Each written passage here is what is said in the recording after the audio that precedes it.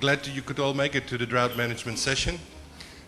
This is our distinguished panel, and we also have one panelist who is virtually with us and who will speak from Boulder, Colorado, Dr. Pulwati. You can see him on the screen.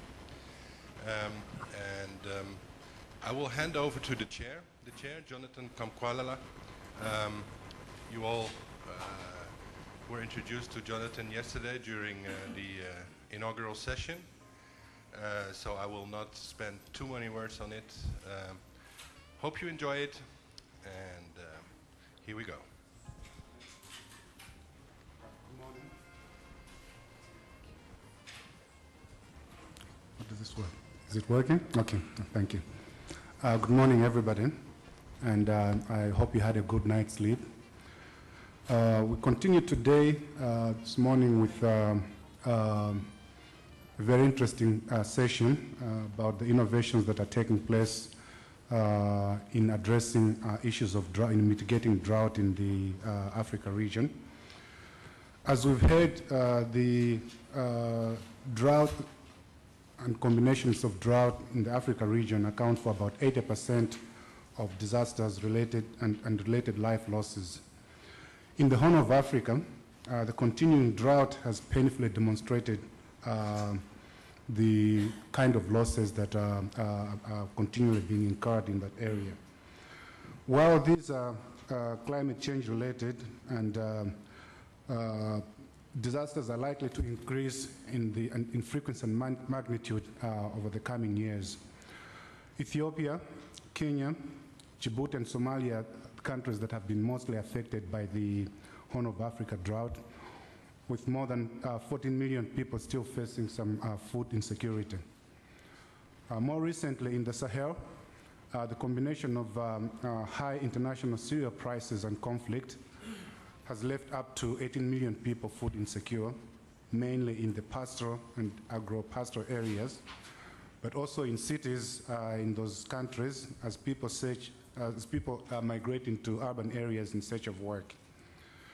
The 5 countries that are most affected, Niger, Mauritania, Mali, Burkina Faso, and Chad, have each declared a crisis and are calling for international assistance. The recent political crisis in Mali has intensified the impact of the drought, and in particular in countries that border Mali because of refugees that are moving in from Mali into those countries, such as Niger. The bank's response for both the Sahel and the Horn of Africa is focusing on providing immediate relief, but also medium to longer term support. In the Horn of Africa, we have identified a total of 31 projects under what we call the Horn of Africa Drought Response and Resilience Package. The total package that was identified stands at $1.8 billion, with about $250 million for the immediate term as a rapid response, $390 million for medium term, and about $1.16 billion for the longer term. The bank's positioning for the current Sahel crisis is built on medium and long-term resilience with a regional focus. The response to the Sahel crisis consists of a combination of resources handled directly by the bank through new projects, restructuring of ongoing projects, and retrofitting planned pipeline projects. At the same time, we're also leveraging the efforts of others by promoting dialogue with national governments and other partners in the development community and humanitarian sphere, such as the European Union and the United Nations.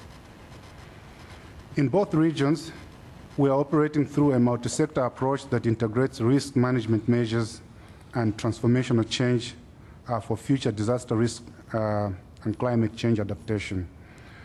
At the regional level, in the Horn of Africa, we're engaging with IGAD and other other regional organizations in dealing with drought. In the Sahel, we're also working with regional organizations such as ECOWAS, Silis, and Wemoa to strengthen an enabling environment that can facilitate investments in health, nutrition, disaster resilience, and addressing cross-border issues and improving forecasting. So today's session is going to focus on some of the innovations that have been identified in the way that they've been applying in responding to the droughts in both regions, in both the Sahel and the Horn of Africa. And our panelists today are experts, global experts that have experience in working in, with drought conditions and have come up with innovative ways on dealing with drought issues. So now I would like to ask my co-chair, Mr. Abdishakur Abdullah, to introduce the panelists today. Thank you. Thank you very much, Jonathan. Ladies and gentlemen, my name is Abdishakur Abdullah. I work for ICPAC.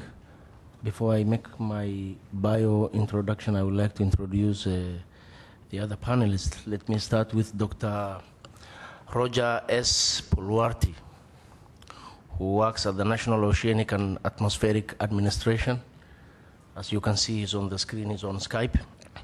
Dr. Pulwarti is a Nobel laureate as one of the winners of the 2007 Nobel Peace Prize for his work with the Intergovernmental Panel on Climate Change, IPCC.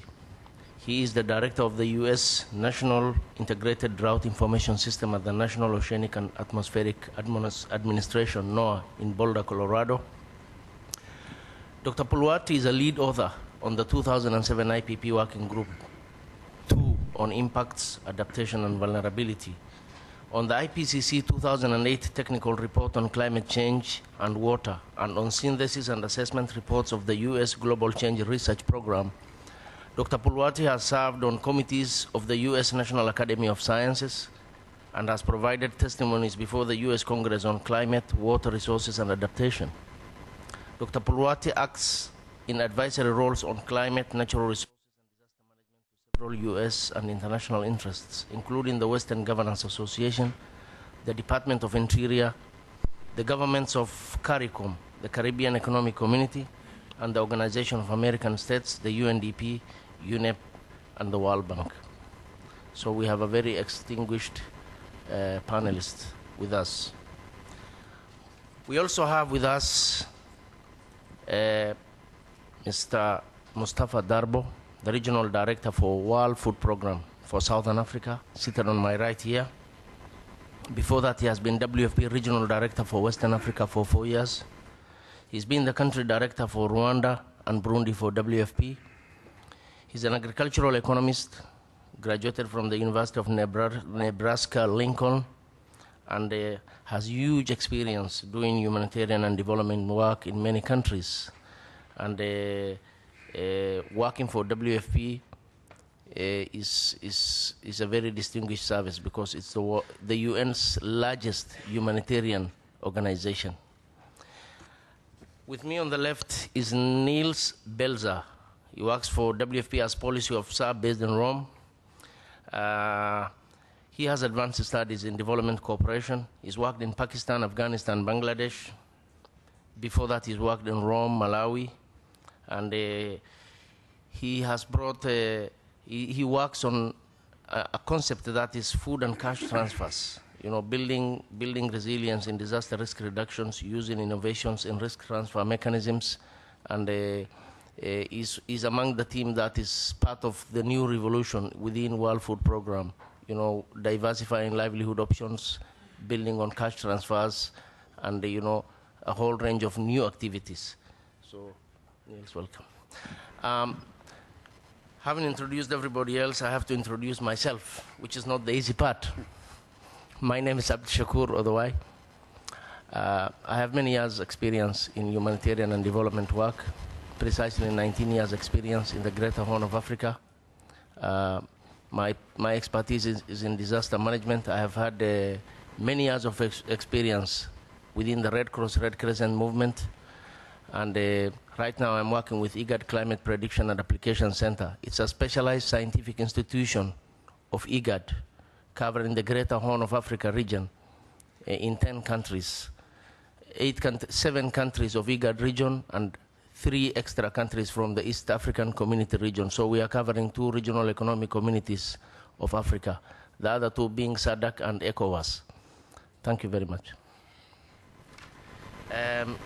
So we are going to have 3 PowerPoint presentations, and the order of presentations will be, we will have the presentation of Dr. Pulwati.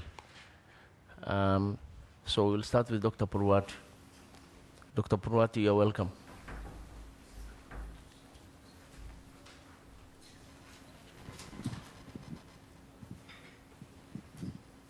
Dr. Pulwati, we're good to go. Okay, great. Thank you. Thanks very much, Mark. Good morning, everyone. Sorry I couldn't join you there. My name, as you know, is Roger Pulwati, and thanks for having me at the meeting. I direct something called the Climate and Societal Interactions program for NOAA, and within that has groups such as the National Integrated Drought Information System and the IRI and other sort of applied work like that. One of the things in terms of planning this session, and I'll thank Mark Nielsen and Emma and others for having me, was the idea that we would set some context. We work very closely with the Famine Early Warning System Network. We work very closely with ACMAD and AgriNet. But we also thought that, in fact, laying out some context. We're getting a little feedback? Or I haven't started yet, so I don't need feedback yet in my talk. Yes, so we, in speaking with the organizers, we thought that setting the context for climate, for drought, for looking at a case elsewhere, since there's, for the people in this room, there's little I can tell you that is new about African conditions, that we would draw a case of similarity of water resources within the US, and I'll point out that analogy. So we're going to speak to the question of drought, thresholds, and early warning, and why this issue of thresholds is becoming more and more important in semi-arid environments. So next slide, please. Next slide. As Marcus gets, I always like to say there's an issue concerning early warning. Early warning is very much like you take your car to the mechanic, and she says, I couldn't fix your brakes, so I fixed your horn. I have a warning that's fixed, but not necessarily how to drive your car. And as we look into the future, from IPCC and elsewhere, we can see with certainly density of population, groundwater, with where we are projecting many changes in climate, that we have many potential futures. And you don't need to be the Dalai Lama to know that life has changed.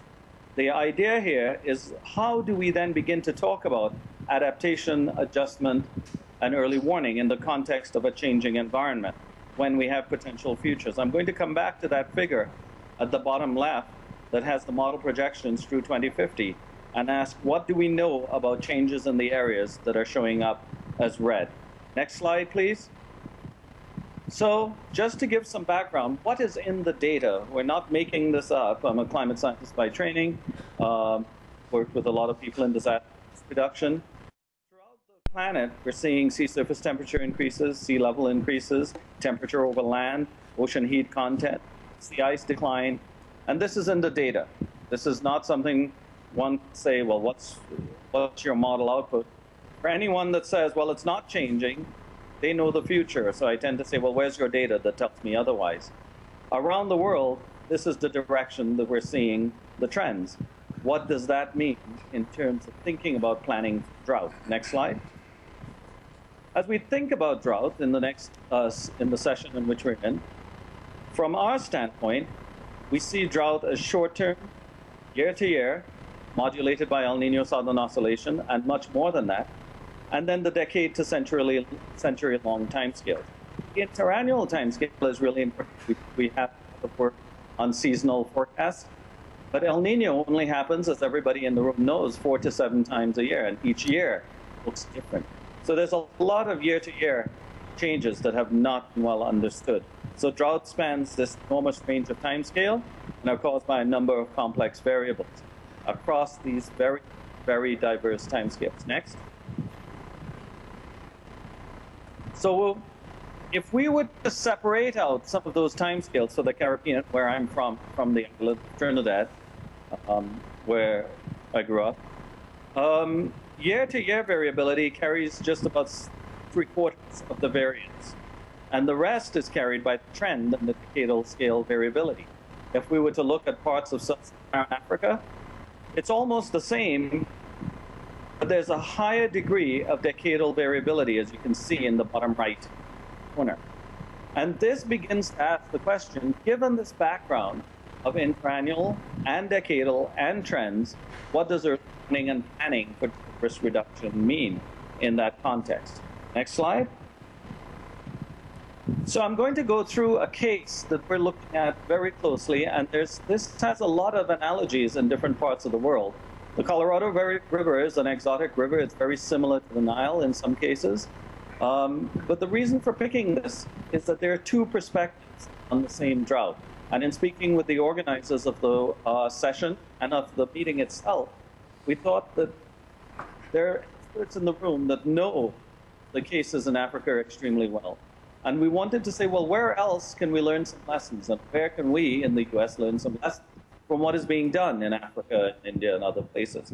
So within the case that I'm going to look at, I'm going to show you a technical response, and then one that has to do with some very unique people that live in this basin, called the Navajo and the Hopi indigenous peoples. The Colorado River is a closed water system. In other words, it's completely allocated. The hydrology is very variable from year to year, as most exotic rivers flowing through dry environments. We have a lot of storage capacity. We also have droughts that last longer than the scale of the storage capacity. Next slide. So if we were to look at where temperature changes are being felt in the United States, they're completely over the Colorado River Basin, which is that area I have the arrow to. And if you look at where I say temperature on the right side, you can see a red line that shows the trend temperature. In this basin, the trend over the last 50 years has been immense, the trend in temperature. And we're talking about drought, so the question is, why am I telling you about temperature? And as we're beginning to realize more and more, temperature plays a significant role in the way evapotranspiration, the way snowmelt happens. And in fact, now we're seeing that when we have very warm years, we lose about 20% of the precipitation that has fallen through evapotranspiration. If you look at the top left, where those little maps of North America, you can see a map of the drought of the 1930s, the famous Dust Bowl, and a map of the drought of the 1950s. Very different footprints, very different kinds of droughts. And if you look at the map in the middle, that's the temperature trend during the first decade of this century. Much, much more than normal. And in fact, we're now experiencing the warmest first half of a year on record in the United States. Next. That shows you where the temperature trend is, both the decadal and the long-term trend. Just to give a little bit of a background, to give you a sense of what's happening in this basin, since 1999, we've been experiencing almost a decade-long drought, with a couple good wet years, but those wet years have not been enough to offset those years. If you look at the black line, that's the water year for 2002, and if you look at the black line in the bottom one, that's the water year to date for 2012. Very, very similar years, with a few wet years in there, but the cumulative impacts of drought over the last 12 years has been one of increasing dryness. Slide.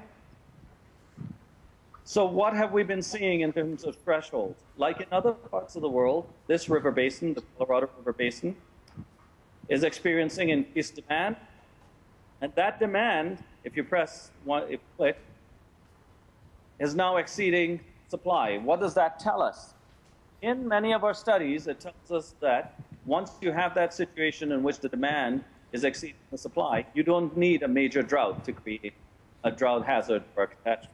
And that's what we're experiencing.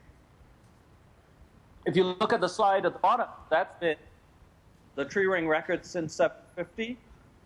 And we've gone through years of drought and years of change. And in fact, the one that we're seeing right now has something unique about it.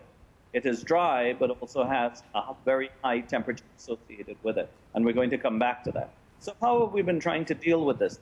That reservoir you see down at the bottom right, it's Lake Powell, one of the largest lakes in the United States. The other one is Lake Mead. Those are the two largest man-made lakes, human-created lakes in the US. If we go to the next slide, when we work with folks in this basin, this is one perspective that is very technical.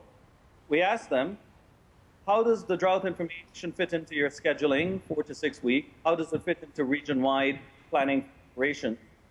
And then the international Mexican requirements for water is calculated on a 10-year average.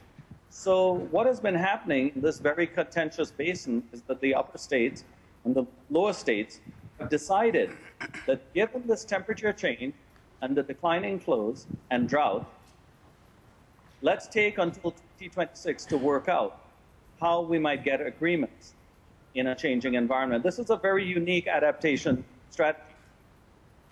One of my jobs is to be the convening lead author for the adaptation chapter, an adaptation chapter in the next IPCC. And this is one of those cases in which we're saying, you know, we don't know what to do right now. Let's take 10 years and work on how best to plan into the future. That's a little bit of a unique admission that we don't know the future exactly. If you click once, Mark, give you an idea of the scale.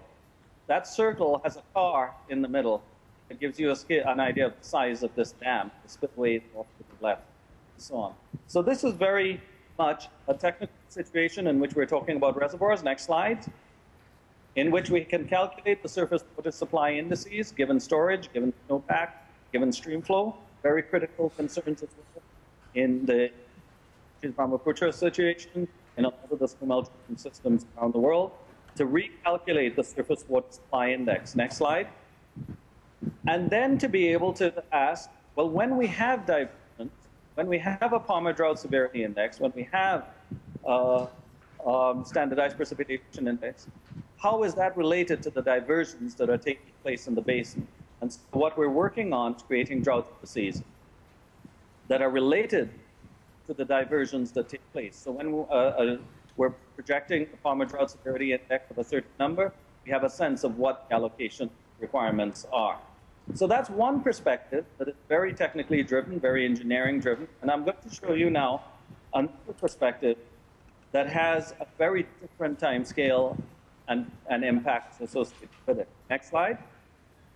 So the other perspective is some of the people that we work with in a region called the Four Corners of the US, because there are 4 states, that is also within the Colorado River Basin. Within this region, the Navajo and the Hopi people, they've been for a long time. That size of the area that I'm showing you is the Navajo Reservation with the Hopi Reservation in the middle. Excuse me. It is about the third of the size of the ancestral lands of those people. So the concentration of people into a particular area, with farming, with ranching, with sheep herding, has put severe stress on the landscape. But in addition to that, we've seen changing thresholds in that landscape and environment. And this is within the Colorado Basin, but very different kinds of questions. What we've been seeing in that area has been declining rainfall and increasing temperatures coupled with human action. Next slide. So the trends there are for declining precipitation over the entire basin, over which drought has been linked. And one of the elders of Hopi once told me when I asked him, you know, as you do the ritual for the rain dances and so on, who are you calling and how does it work? How does the rain dance work? And he says, timing, you must do the rain dance before it rains. So the idea here is there are cultural impacts that are occurring, which the people who deal with medicine for the tribe, with ceremonies, are no longer finding the plants that they need. And in fact, this area is one of the poorest areas within the richest country in the world, in which something like 5% of the people have ever attended or taken university classes, and in which ranching, their livelihood, is basically made on sheep herding. So what we're seeing is an increase in temperature resulting in evaporation losses and a decrease in precipitation and a changing set of stream flow. Next slide. Excuse me. Most critically, and this is what I would like to learn from people in the room, we're seeing changes from stable sand dunes, where precipitation over evaporation has now passed the threshold. The dunes are moving.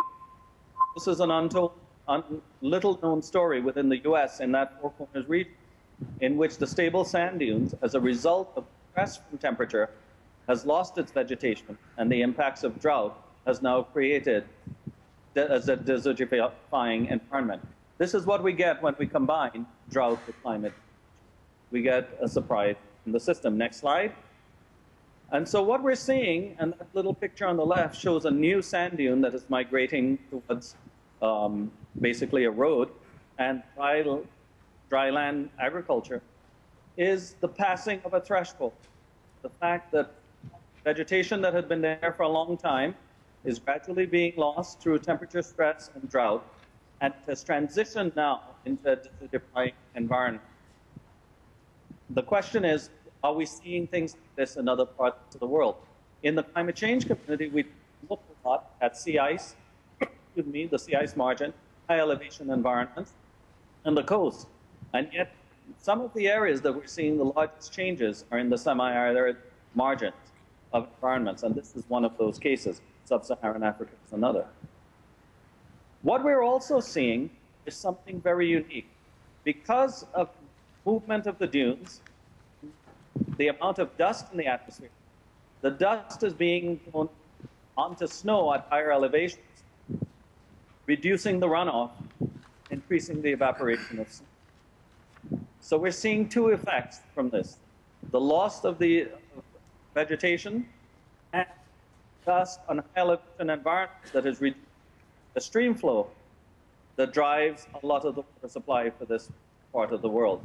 So there's the Colorado River, there's the Navajo area, and where that arrow is showing is up in the highlands, closer to where I live, and then where that reservoir that I showed you in the earlier picture, where we're looking at how to manage the reservoir. So what do we need to do? We pull together people to talk about when events have been occurring, what the historical context is, what the oral traditions teach us, and we use the original definition of objectivity, bringing all information to bear on a problem, including people's experience. Next slide. So what we've been doing with people is developing these future scenarios of where the vegetation is going and what that means for cultural practices and what it means for livelihood. A very different kind of outcome than how to get the right threshold for a reservoir, irrigation, air conditioning, and other needs. And in this case, what the future looks like and how that future can be constructed by the people whose lives are affected in order to find where systems are going and how that influences cultural practices. So two very different views. And what is needed, and I'll speak to this in another panel as well, is not necessarily, certainly better data, but what we need more than anything else are local people who understand tradition, who understand experience, and also understand the value of data. Not that one is better than the other, but that altogether they give a picture of changes. And a lot of this work, we do in partnership with these people who are on this picture, who are from the Navajo tribe, and Dr. Margaret Hees, who's from the Crow tribe, and I'm thinking person. So what does this all tell us about the issue of drought? The special report on extremes I was involved in, many other people I think in the room might have been, certainly there are people at this meeting who are. Global Assessment of Disaster Risk Reduction, UNISDR, ASCRI I was attending. I was involved with the drought report. Drought remains a hidden risk because of the cumulative nature. It's still the missing link because we don't have damaged buildings. We don't have easily insured products. But instead we have cumulative risk effect livelihoods, societies, and cultural tradition. Most estimates of disaster losses are indirect. Do not measure the intangible losses of the kind I was just showing relative to tribal peoples in the Four Corners. In some areas, drying due to climate change will be overlain on periodic drought that those areas have already experienced. And when we get that, we see them pass these thresholds. Short-term actions do not always provide long-term risk reduction. Everybody in the room knows this, yet we still continue to focus on short-term responses. And even non-extreme weather and climate events have extreme impact when you pass the threshold. So the question is, what does this combination of regular variable climate together with climate change produce? And that is the early warning question for the long term. We're seeing three types of variability and change. Past cases that we can draw, things like the 30s or the 50s, certainly the 70s drought in the Sahel. We know we have some lessons, but now what we're seeing is type 2. An accelerating change in some areas, not everywhere, but an accelerating change in drought conditions as a result of the background temperature. And then type 3, so the surprises in the system, the large-scale collapse of ecosystems that is occurring in the Four Corners that I just showed. Three very different cases requiring different types of early warning systems. So next slide. This is just a quick slide here. Keep going. Yeah, so those are the ones that, the scenarios that I mentioned. Keep going. And there's Margaret Heza. I didn't realize that you were lagging me on the slide. Yes. Next. There's a special report on extreme. Go. And those are the three kinds that I mentioned. Just to keep in mind, here we are, that in addition to these kinds of mix of drought and climate, we're seeing these thresholds in fisheries, in eutrophication, in disease emergence, and vegetation dieback. So we're seeing rapid transitions that require new approaches to early warning systems that take thresholds into account. Slide. To try to get a handle on this, with the World Meteorological Organization, with the UNSDR, we've begun to assess early warning systems around the world. Right now we have about one of them, which we're asking, how do we begin to modify to understand changes in early warning that would include cross timescale nature of climate and these thresholds. Next slide. And a lot of the work has already been done. We asked who is doing monitoring and forecasting, who's doing what in the scenario development, how does communication and awareness take place, and we separate that from engagement preparedness, which is the more technical piece of embedding information in practice. But without awareness, none of that takes place. Without all of these four pieces, we do not get at early warning information systems that actually provide information as opposed to just forecasts of future conditions. Next slide. So to wrap up, how do we deal with extremes in the context of variability and change? There's pressure for better information to support planning on the changing extremes, but these extremes and the sudden transitions are somehow fast, our institutions are adapting. We have to ask, is a threshold an emergent property of some underlying set of attributes of a system? The models that we have matter, the holistic risk assessment models are not calibrated for these rapid transitions. We have to ask, how do we get at rapid transitions where climate, variability, extremes, and change are interacting? The fundamental question is, how often should we change our plans? How does new information relate to what's already known? And how often should criteria for robustness in our water system be considered? Public sector applications require more systematic connection with early warning, but main challenge is understanding the socialization of the lessons learned by particular individuals and organizations. This is where the people that I showed you on the Navajo and Hopi reservations become critical. They're the only ones that can tell us about this last bullet on the socialization of lessons learned by particular individuals. So to end, I usually like to show the next slide, which is overconfidence. we have learned something about the past. The cat is a good engineer or a good scientist. And the cat is saying, I have caught birds before. I'm using the tools I have from the past. And the cat is saying, I recognize this problem. It has feathers, it has a beak, and I know how to catch birds. What the cat does not realize is that this bird is not a bird that it has met before. Otherwise, it would remember. So my last slide basically shows that a partnership could get you some water. Thanks very much.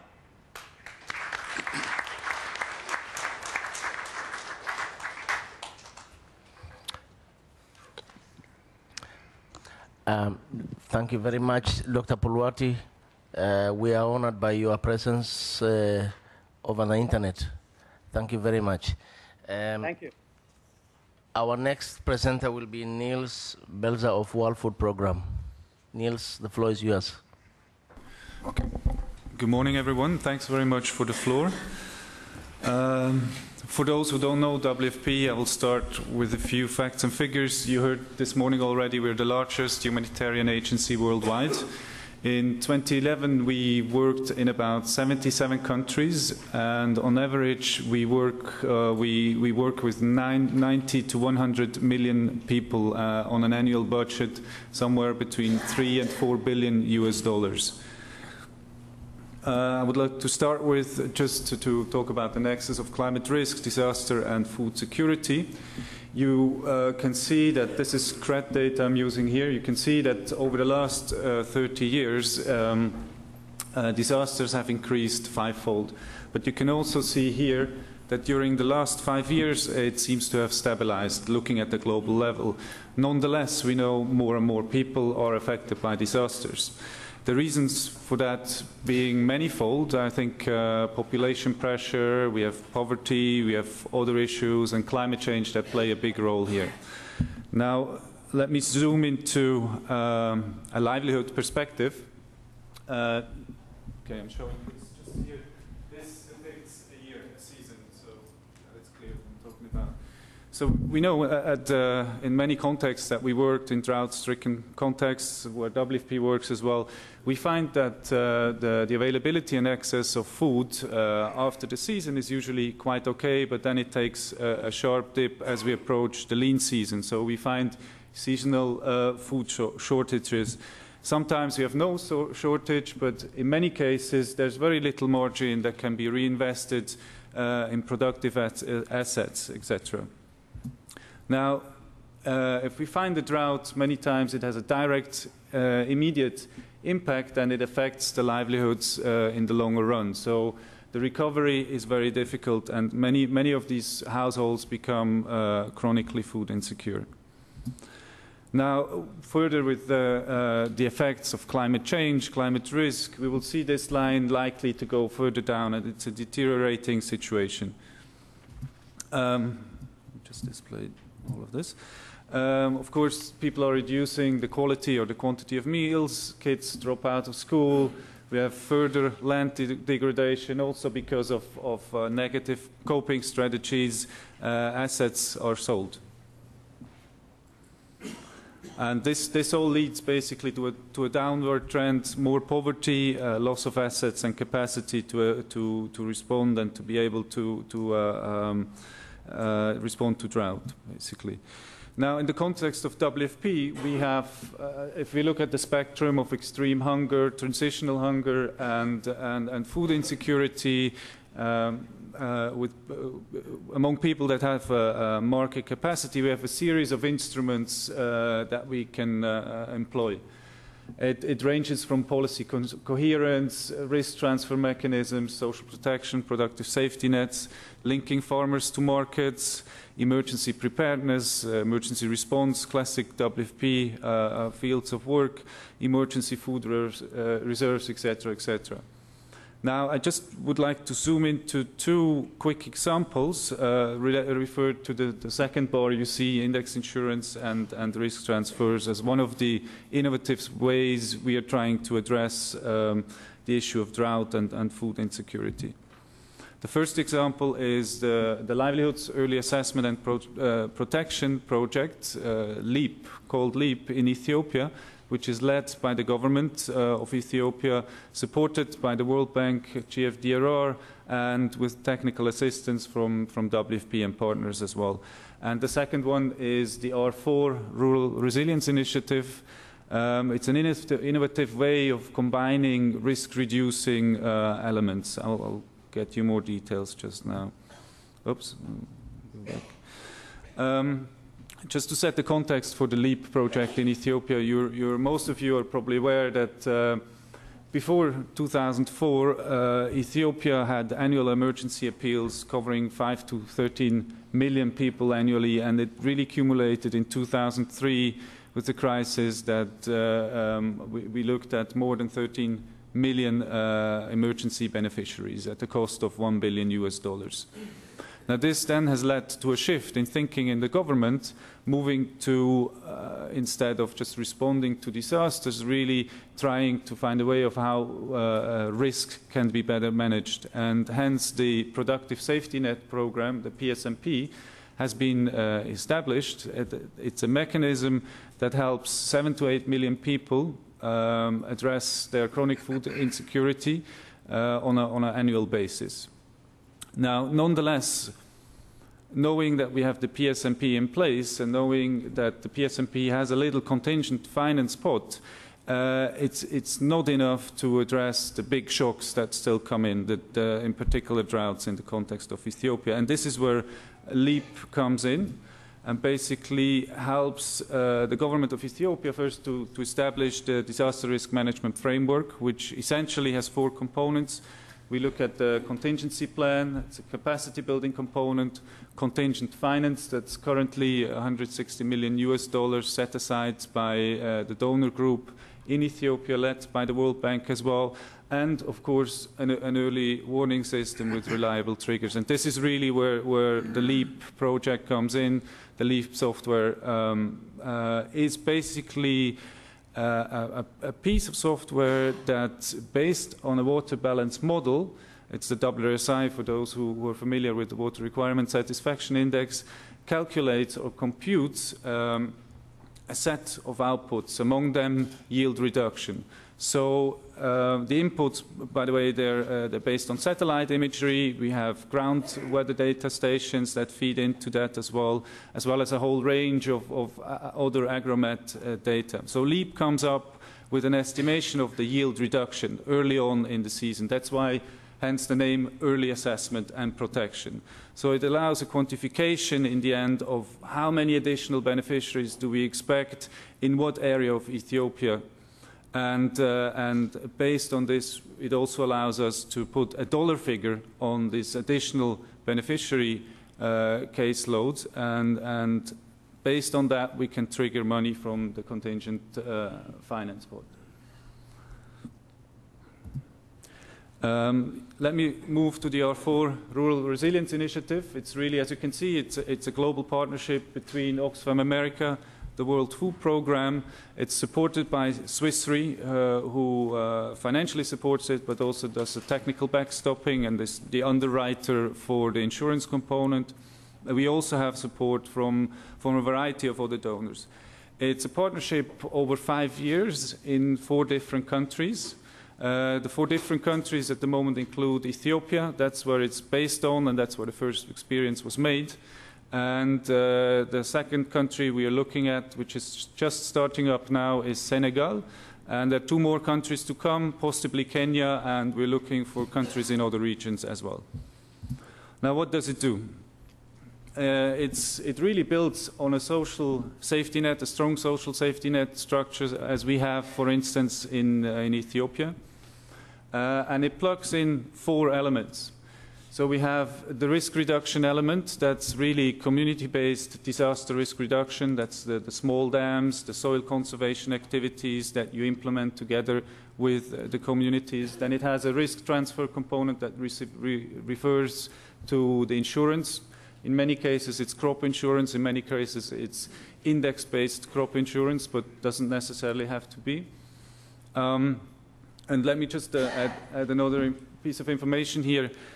You might wonder, and during the last couple of years trying out index insurance, we've encountered a couple of challenges in bringing this tool to scale. And one of the challenges is, that we faced in particular is how can small farmers, comparatively poor farmers, pay for expensive premiums? They usually don't have the money in their pocket, especially not upfront in the season when they should be investing their money in inputs, in farming inputs, and so on. So, and that's where the link to the social safety net comes in. People are already working under these social safety nets in return for food or for cash.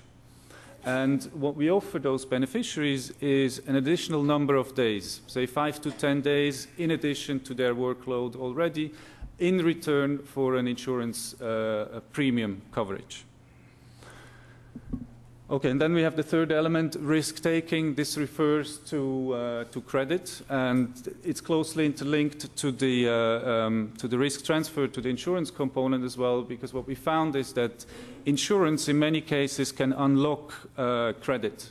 If imagine you're giving credit to somebody, you're much more likely to give credit to somebody who's insured, because at the end of the harvest, you either know, at the end of the season, you either know there is a harvest, some of it can be monetized to pay back the loan, or you have an insurance payout in case the harvest fails, which again gives you cash into your pocket to pay back the loan.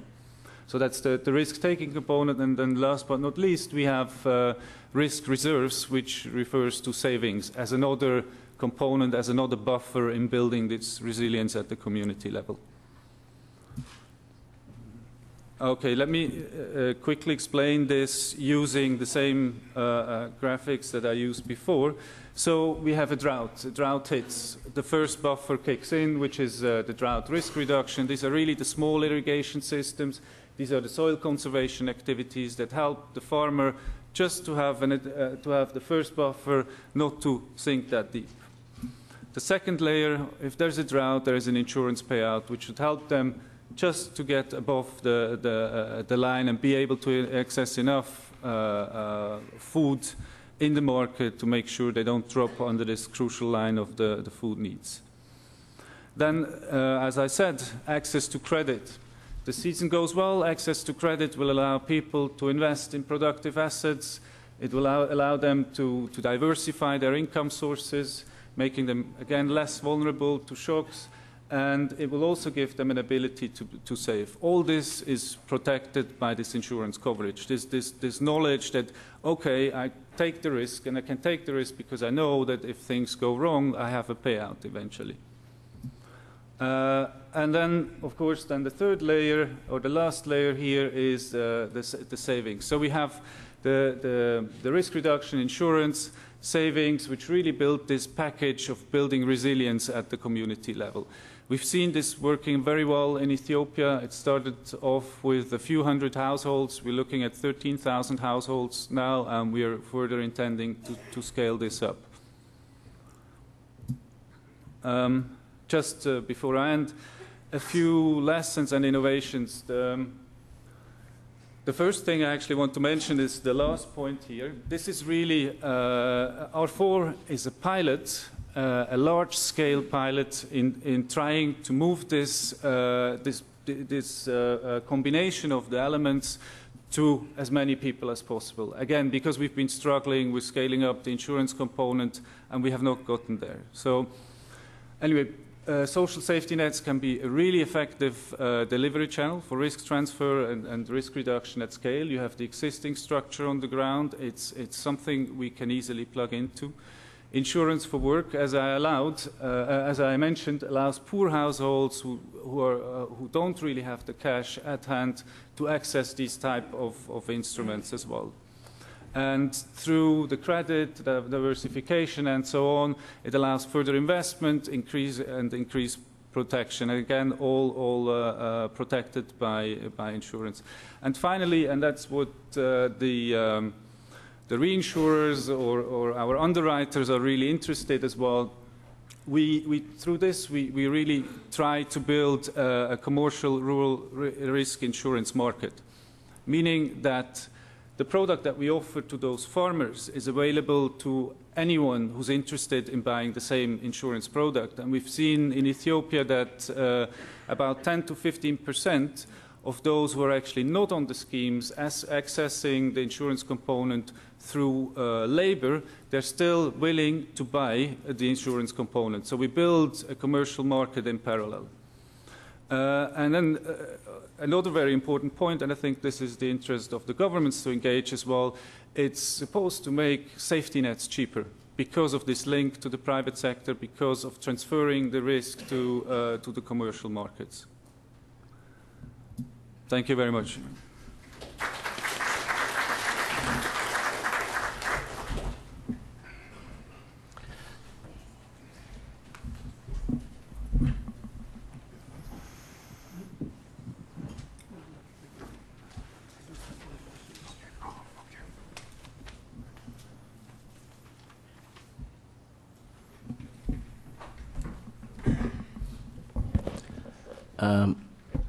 Ladies and gentlemen, my name is Abdul Shakur. We had a presentation from Dr. Pulwati, who is a distinguished climate scientist. We had a presentation from Nick Belzer, a seasoned humanitarian worker, aid worker, and I am the bridge between the two. I'm also a humanitarian aid worker, but working in a climate scientific institution. So I'm trying to bridge the climate of science with field applications. Next, please. The IGAD Climate Prediction and Application Center was set up by the UN World Meteorological Organization. This is the WMO system, the WMO Global Observation System that uses satellites, orbiting and geostationary, aircraft, satellite images, ground stations, automated stations, and all of this information are sent to the National Hydrological and Meteorological Services. And this is the Global World Meteorological Observation Systems. Next. Now, the IGAD Climate Prediction and Application Center is one of the centers of excellence created by the World Meteorological Organization.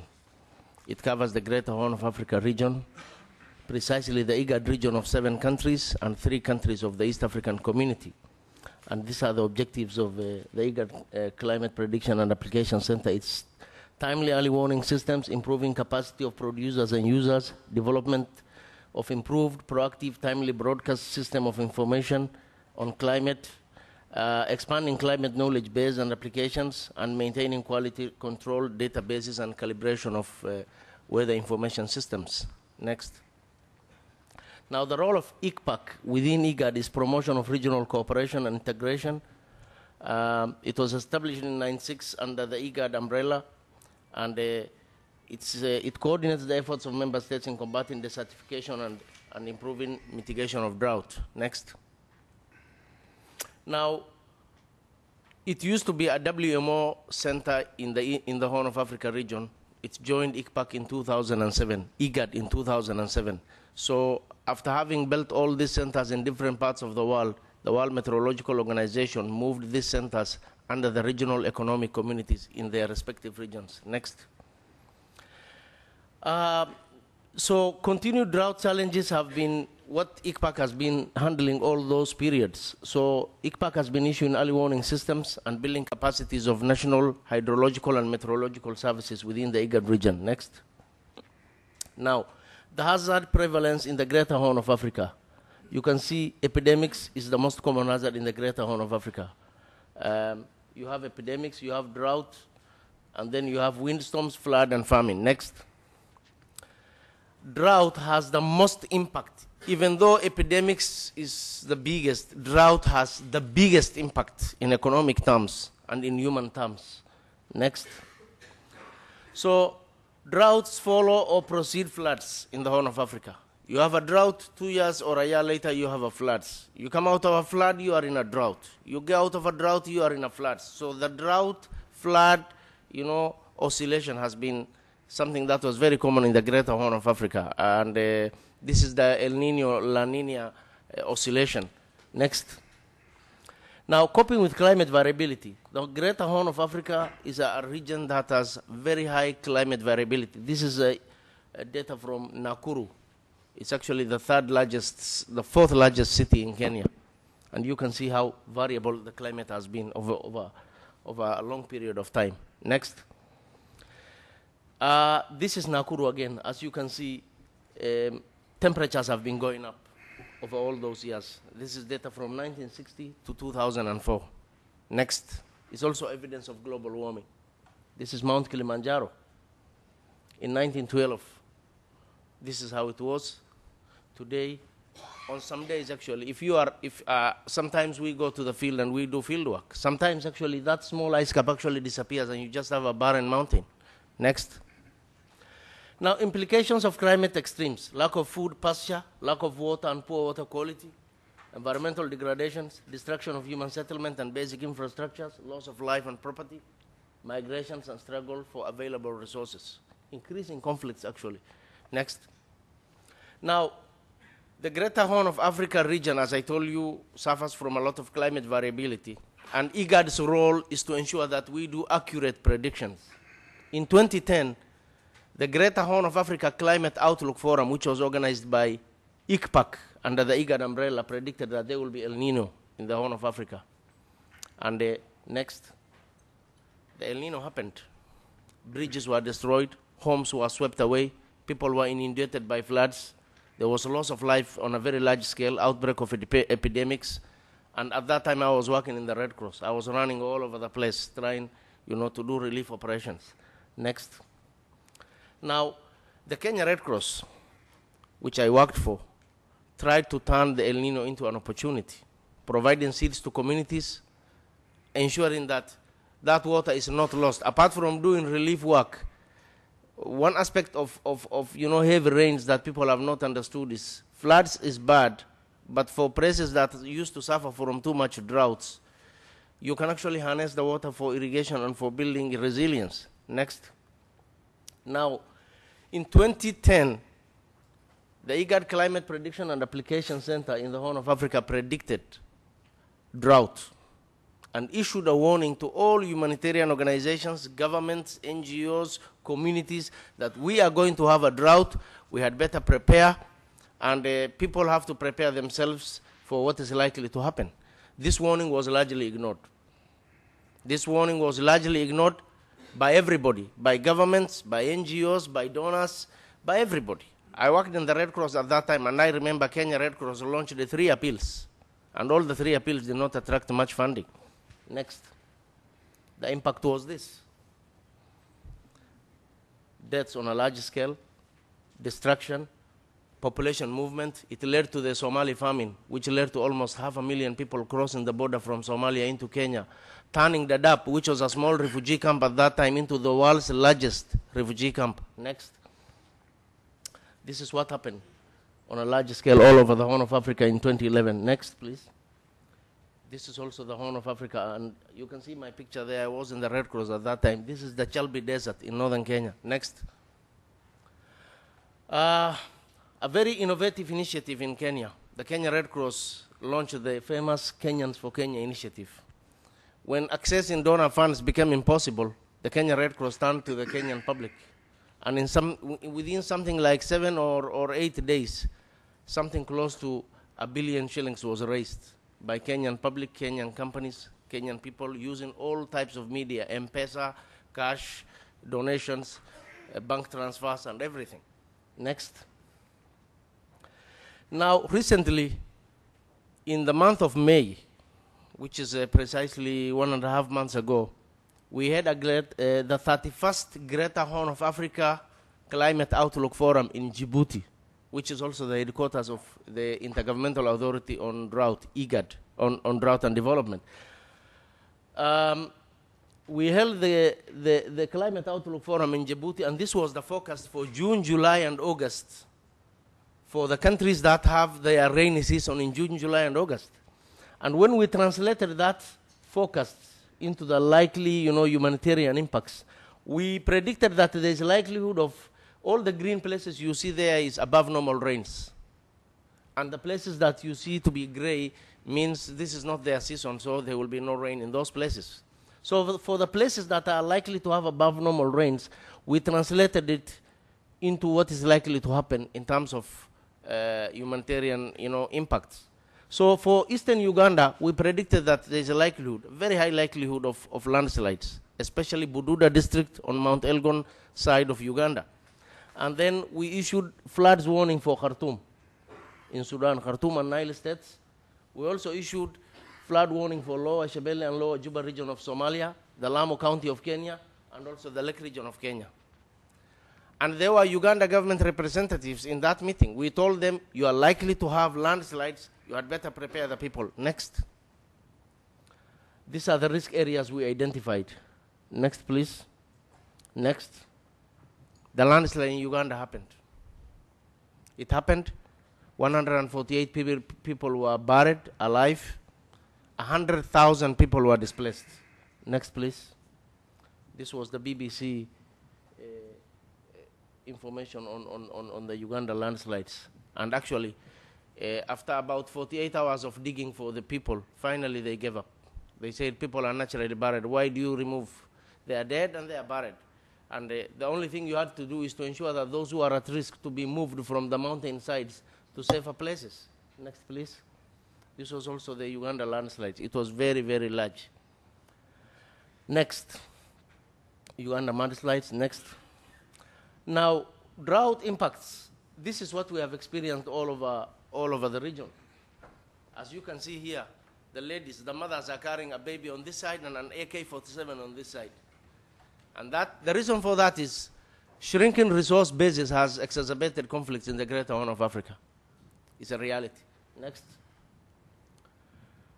We also have floods. You come out of a drought, you are in floods. And the question we have been asking is, why don't we learn from this? If we know that floods and droughts follow each other, why are our people, our governments, our organizations, international organizations, why are we not doing anything about it? Next. Now, innovations, together with the Global Facility for Disaster Reduction and Recovery, the World Bank, and together with Kenya Red Cross, we've been holding what is called the Random Acts of Kindness event. This is an event where we bring together IT experts, computer hackers. We brought together computer hackers. When you hear hackers on the media, you think as some crazy people who access people's mails. But what we are trying to do here is we brought young hackers together and we told them, we will give you a humanitarian problem, a disaster problem, and we want you to produce softwares that provide solutions to saving lives. The Random Acts of Kindness is done simultaneously in 18 cities across the world. And in Kenya, we held it in Nairobi, and it was hosted by the Kenya Red Cross. And you lock those hackers in the room for 48 hours, so that after 48 hours, they are going to display their solutions. And it's a competition. And whoever who wins, the first winner will be given internship at the Global Facility for Disaster Reduction and Recovery in Washington. And the second person the runners-up, is given internship at IGAD Climate Prediction and Application Center. And in this one of them was Arcel Maendeleo, a young intern of 20 years old. He was the runners-up and he worked with us. So he developed this software for disaster management. It's currently being tested. It's a weapon mapping system. It's SMS-based system. It uses Android application. And these are the applications that it uses. We actually wanted to bring him here, but it wasn't easy. Next. Because he's from the DRC. He lives in Kenya, but he's from the DRC. We couldn't get him a visa. The objectives is to improve disaster response and coordination, share meteorological information with end users, help humanitarian organizations get resources, give out to the public and political leaders information about areas that need aid, and crowdsourcing search and rescue. Next. Now, this is the design, a simplistic design of the software. It is called Fikia. In Kiswahili, the language of East Africa, Fikia means reach that person. And it's about saving lives. So this is how it works. It links donors, the beneficiaries, and the humanitarian organization, and the software is in the middle there. Next.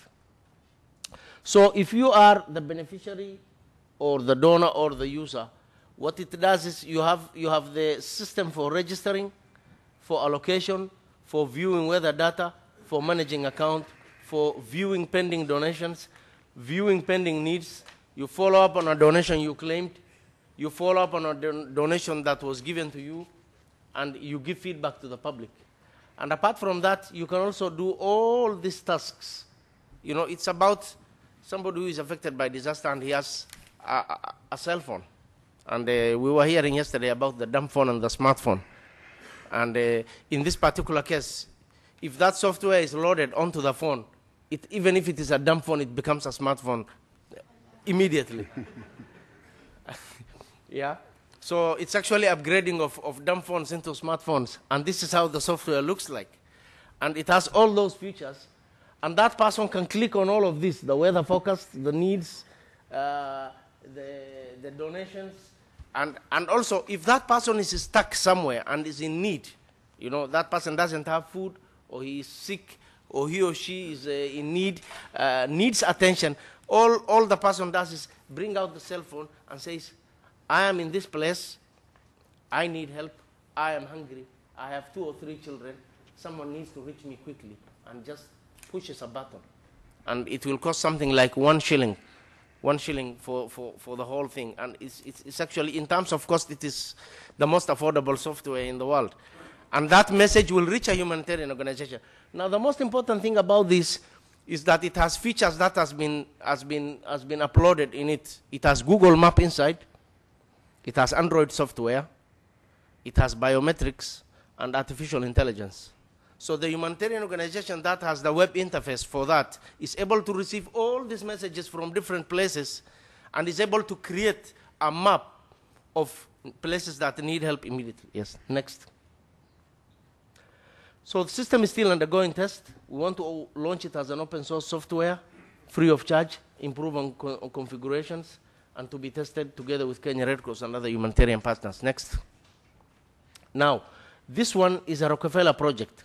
We want to send meteorological information to farmers so that they use it for crop production. Next. Now, okay, next please. These are the issues that we have in terms of sending weather information to people. Next. Now, we are working with 4 communities. Ngani is in Western Kenya, Ondu is in Western Kenya, Reru is in Western Kenya, and then the Maasai community, this world-famous community, are next to the Mount Kilimanjaro. I'm finishing. Next. Next, please. Now here, this is where we are sending with meteorological information from ICPAC, from our desktops, directly to the end users in all these communities. And then they are going to use that information for planting their crops. When there is good rains that are coming, we give them the information. The information is given to them regularly, but they use it for making decisions about cropping, about cultivation, about irrigation. And the Maasai people are cattle herders. They lost, the ones we are working with in Loitoktok lost all their cattle in 2009 drought. So they have become farmers, and they are very successful farmers today. And we give them regular updates of the weather, and they use it for crop production. Next. Next.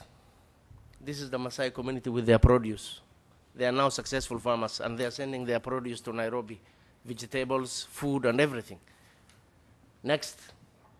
So what's the way forward? We want to improve on the use of those softwares through continuous improvement. We want to engage more communities and document the lessons learned, and we want the market to do the rest. Thank you very much.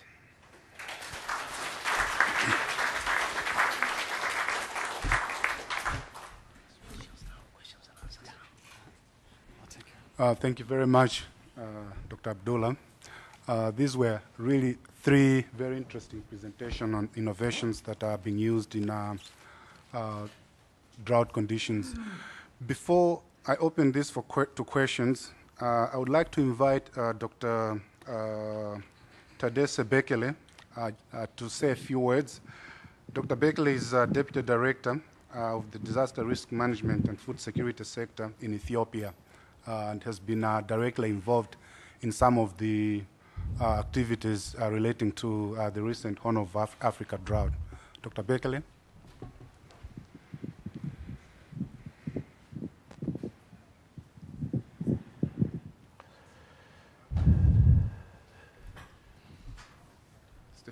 Go ahead. Thank you very much. Slight correction, I'm not a doctor. Oh, you're not a doctor? Yeah. Okay. Sorry. In fact, I had prepared my PowerPoint presentation, but due to time constraint, I will simply brief the position we have on risk and understanding risk. In Ethiopia, we are now building a disaster risk profile. To build the disaster risk profile, we were able to identify the definition of risk, which is a function of hazard and vulnerability. And basically, we are working hard to increase the capacity so that the more we have the capacity, the lesser will be the risk. So understanding the risk in the country is to work more on the capacity.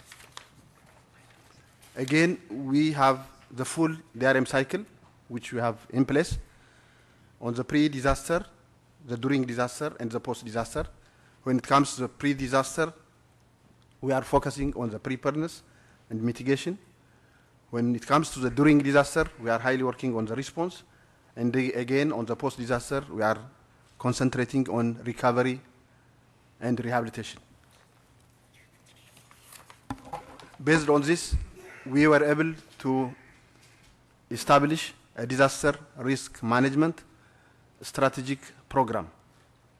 On the DRM SPIF, we call it Disaster Risk Management Strategic Program and Investment Framework, for which our risk profile will be the one to lead all the cycle.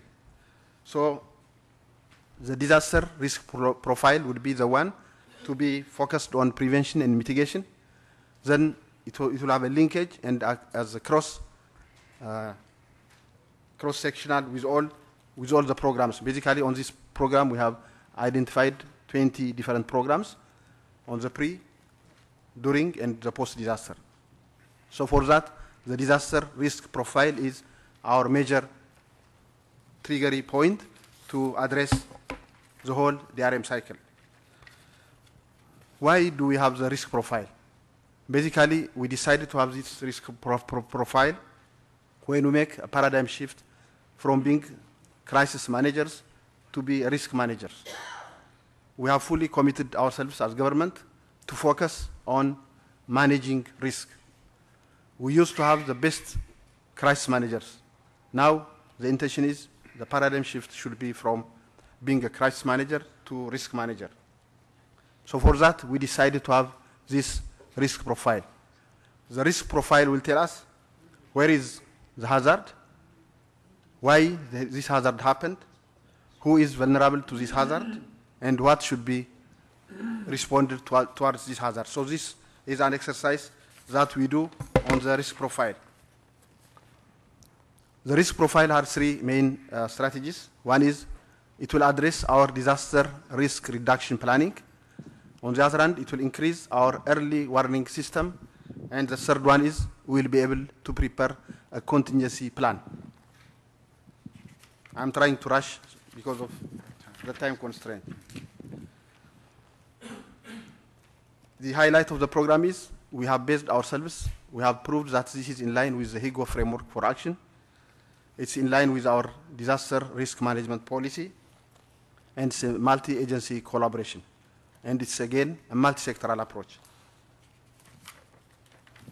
This disaster risk profile based on hazard, vulnerability, and capacity. For this, we have study tools. One is we have a secondary data collection. And again, we have the primary data collection, which is a household sample survey, a focus group discussion, and key informant interview. So the progress now we have reached is we were able to complete 170 waradas. By the way, warada is the least administrative structure in the country. So we were able to have 170 waradas within this profile study. Again, we are having 30 waradas under study. We were able to have 75,000 household information. This is a huge work done. And we have 3,000 focus group discussions and 1,500 key format interviews. All these data are now compiled. When it comes to profile development, we are able to have a profile for 100 waradas, and we are able to have also as training capacity development for representatives in the lower scale of the government. Up to 2,000 waradas, zonal, regional, and federal staffs were trained. 30 staffs were trained in data analysis, and some 45 staffs were trained in household data entry. Now, after we did all this, we'll be able to say who is vulnerable to which kind of hazard, when, and how. Then again, we have prepared a contingency plan so as to be able to reduce the risk. So this profile will help us before responding to the crisis to be able to respond to the risk. So the contingency plan by and large is focusing on risk reduction, and we are able to have all contingency plans against the areas where we have the profile.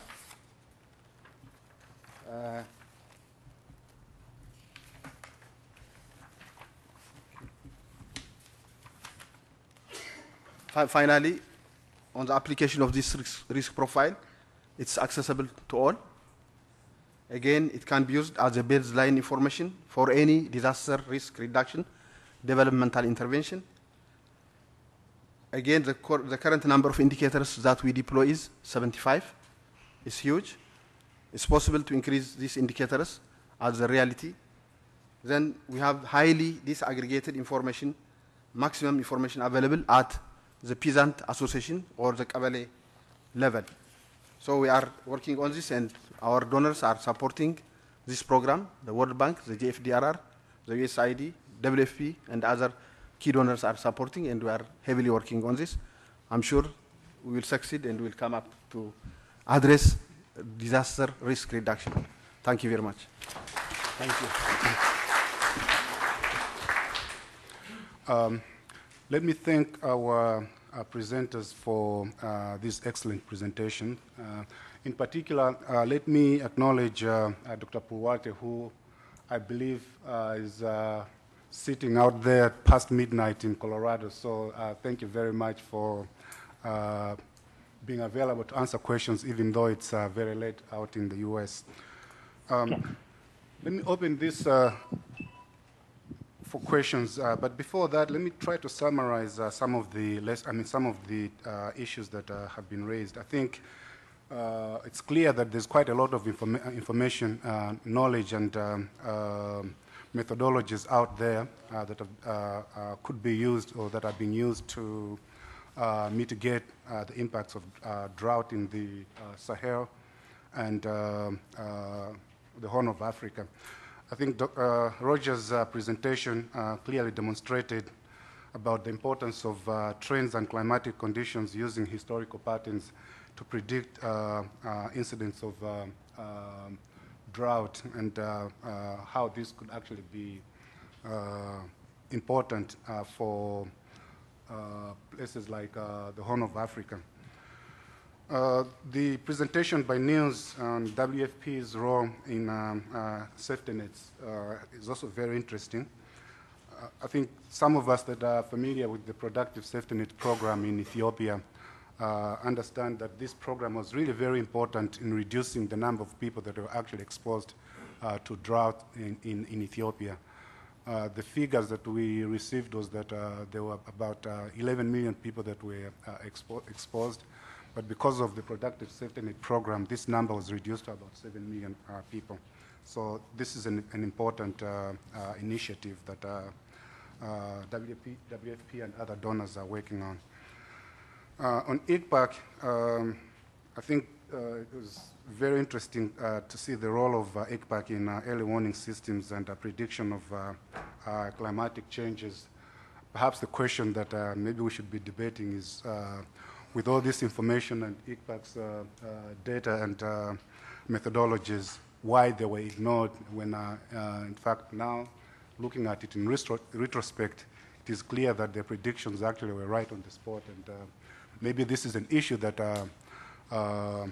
we should be asking planners and policymakers as to how they use the information and the methodology that is already out there, that is available for them to use as a basis for decision making. So let me open this for questions. Perhaps just put some few issues on the table. Maybe for Dr. Purwati, the question that I could put to you is, to what extent can we use this, this model that you just presented to effective use in the Sahel and the Horn of Africa, where we're talking about multiple river basin organizations? Your model actually showed very interesting methodologies for one river basin, the Colorado River Basin, but perhaps it would be important to see how you can apply this to a whole region like the Sahel and the Horn of Africa.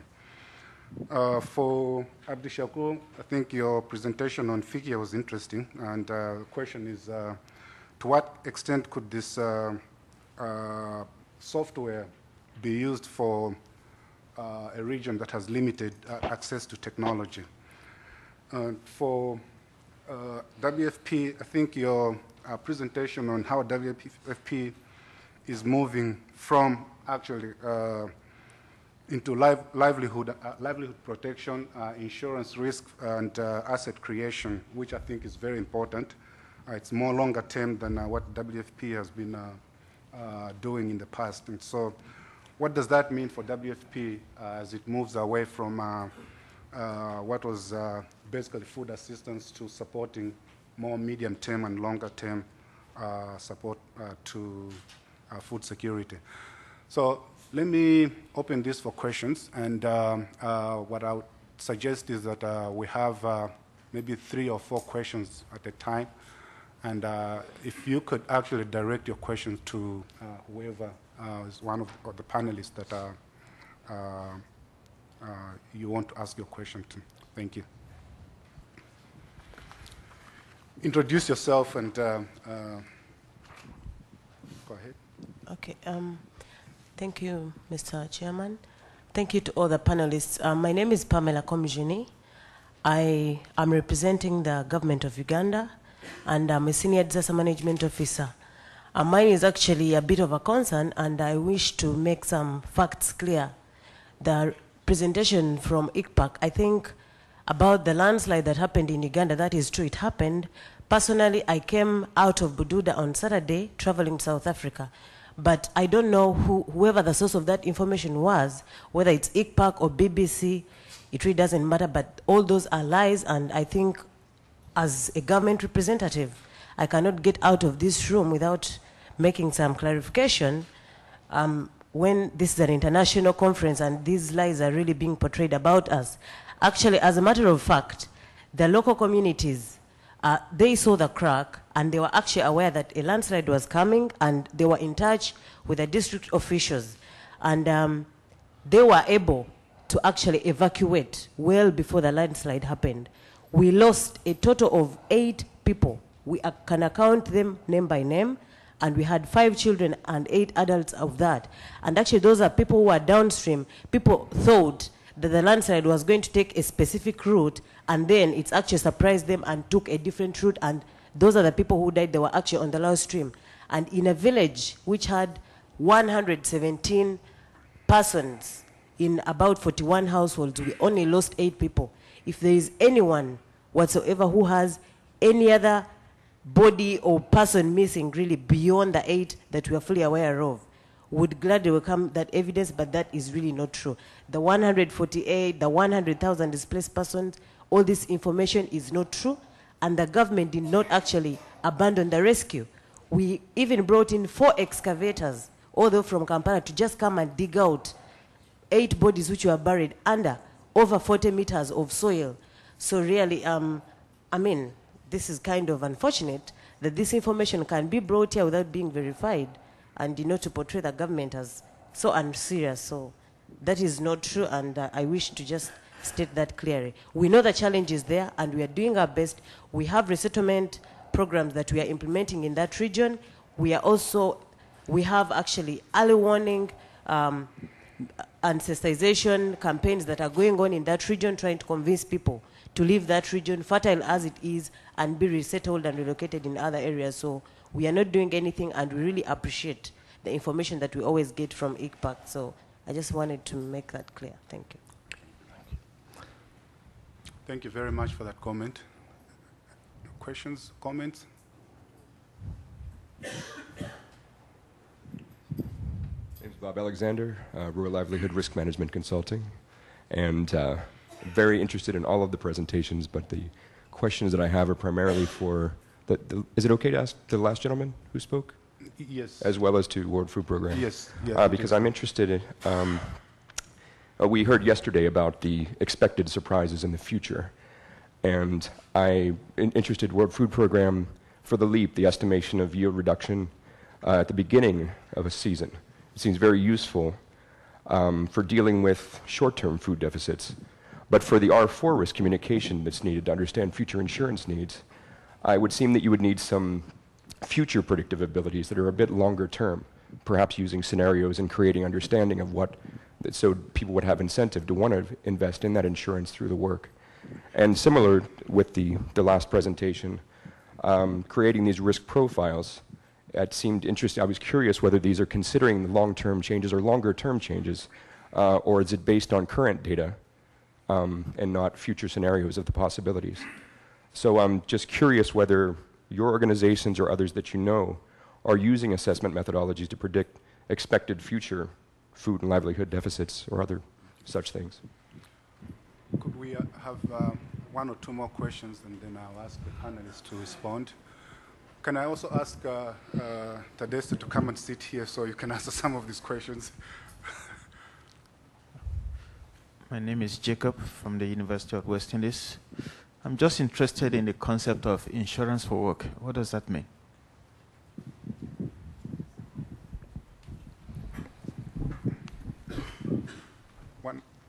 Maybe one more question. Yeah.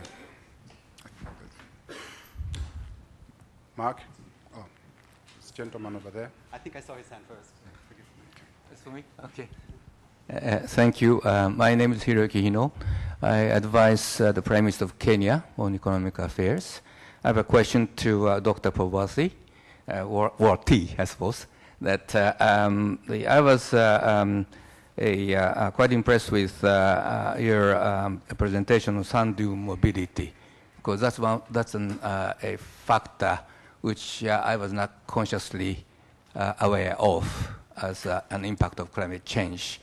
Now, in that regard, I'd like to ask if there is a risk factor that has to be accounted for in planning a transport network through arid land of Horn of Africa. At the moment, the government of Kenya, Ethiopia, South Sudan are planning on, actually have launched a major infrastructure project, which has the railways and road networks running through arid lands from Kenya, Ethiopia, and South Sudan. And that is arid land. And that when I listened to your presentation on the sand dune mobility, I wonder if that is a factor that has to be accounted for in planning what kind of transport network to establish and where.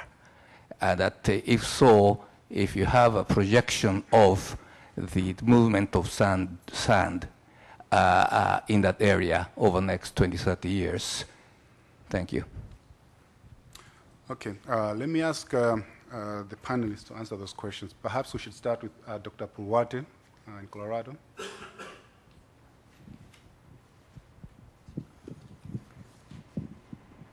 Dr. Pawati, can you just restate, because I missed pieces of it on the Skype.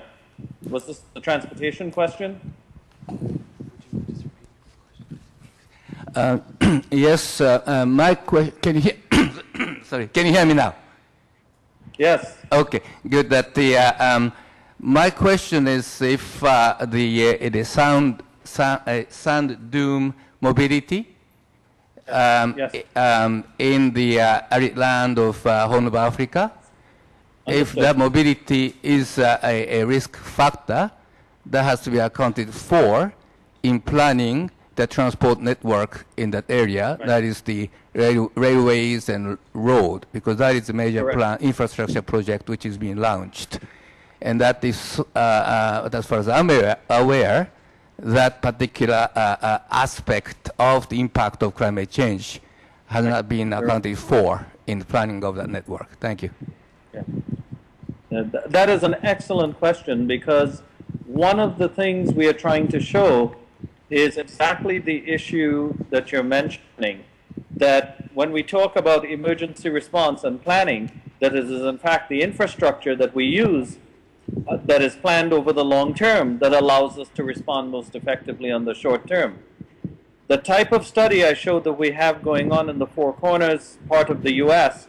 on arid lands with Native American people has not been done in other parts of the world to try to find the link. I'm not saying that that is the case in all semi-arid lands, but the question that you are raising on the relationship between the transportation network and the potential for passing the threshold for dunes is not well studied in all of those areas we point out where there's increasing dryness.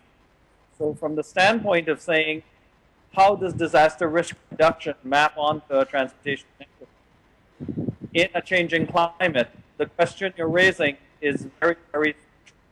We see disruption of the network through dust storms, through shifting sands underneath railways in that area that I showed, but we have not had detailed analyses in the Horn or other parts of the world that might have similar conditions. I'm not saying that all will have them, but we do need to answer your question, which is, how well do we know about short-term planning, the context of longer-term changes? So you stumped me. I don't have an answer for you because we don't have the information.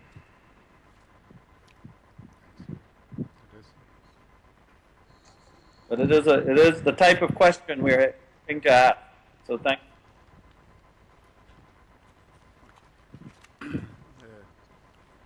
On the issue of the disaster risk profile, taking it as a long-term program, as I mentioned, once the assessment is conducted based on the primary and secondary data, then this data will be compiled and we will be enabled to prepare a profile.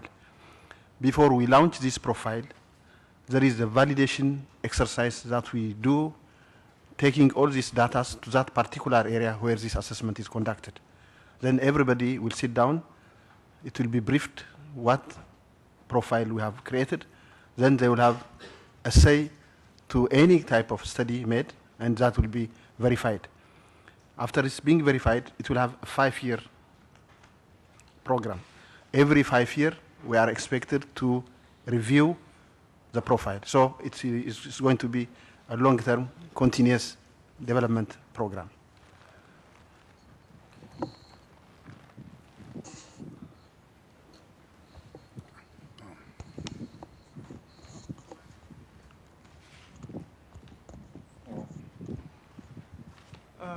Thank you. Thank you. In response to the question that you have posed, Mr. Moderator, about WFP's use of cash and which circumstances enable WFP or guide and inform WFP's approach to either using cash or food. I think this is a very important question, especially as it relates to disaster risk reduction. Yes? Okay. As you all know, WFP for some time has been recognized as a food aid agency. But over the years, as circumstances change, the needs of governments, the needs of beneficiaries, the requirements of donors and other key stakeholders have changed. WFP has adapted accordingly and has moved from a purely food aid agency to a food assistance agency. What does it mean? it means that WFP has moved from the perception of being the world's ambulance to an agency that provides solutions to hunger. And in this process has developed a strategic plan that has created tools and methods of attacking hunger at its root. And one of the tools and methods used is to make a more aggressive use of cash in situations where markets function, so that markets are not undermined, prices are not depressed, and that the private sector is not crowded out of the market. Because at the end of the day, it's the market that we believe will be the goose that will lay the golden egg. And no attempts whatsoever in any shape or form should be made that disrupts that. So hence, the use of cash, which is already an intrinsic part of WFP's toolbox. Its use has to be context-specific. Its use has to be supportive of markets. Its use has to be to be an enabler, to enable small farmers to grow. So, Madam, Mr. Moderator, in short, these are the answers to your problems, to your question. And we feel that at the moment, or at the time we are in now, business as usual is no longer an option. Thank you.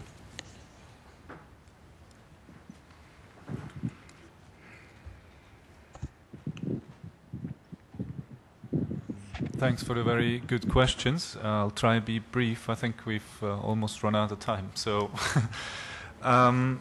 in terms of scenarios, and if we use LEAP early on in the season, what we do is we use the existing data set up until the day we take the measurement, and then we plug in a couple of scenarios, depending on forecasts that we have from NOAA and others to see where we're going with this. As for the insurance, how do we take into account issues of climate change, longer-term questions? I'm not sure whether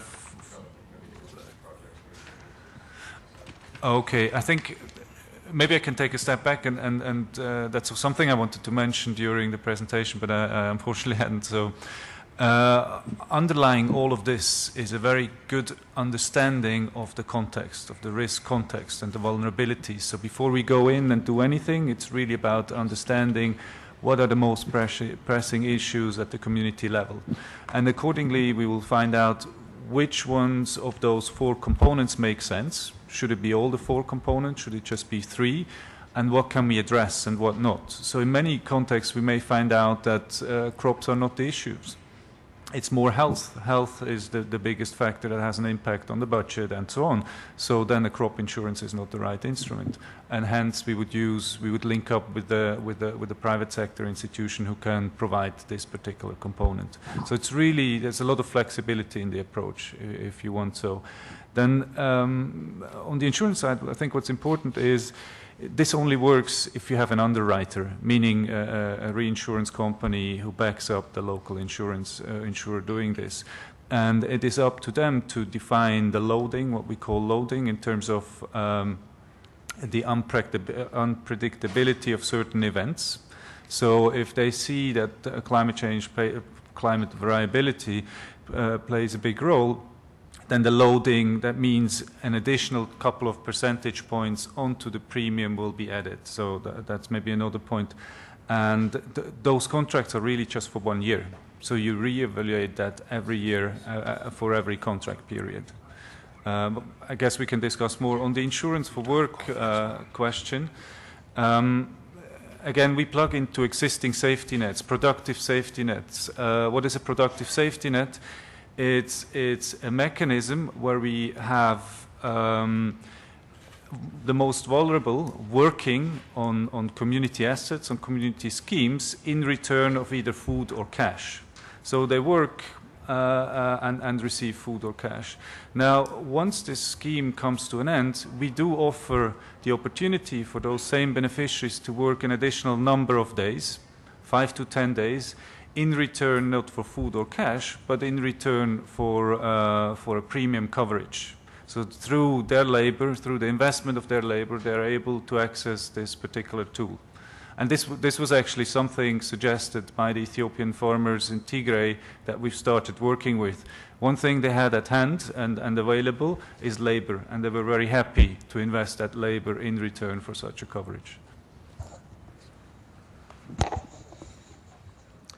Thank you very much. I wanted to answer the question raised by the moderator on how those innovative softwares can be utilized more in Africa, considering the limited use of technology.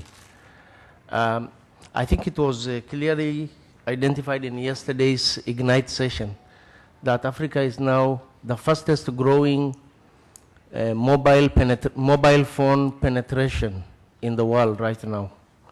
And I think 98 million users last year alone have accessed mobile phone technology.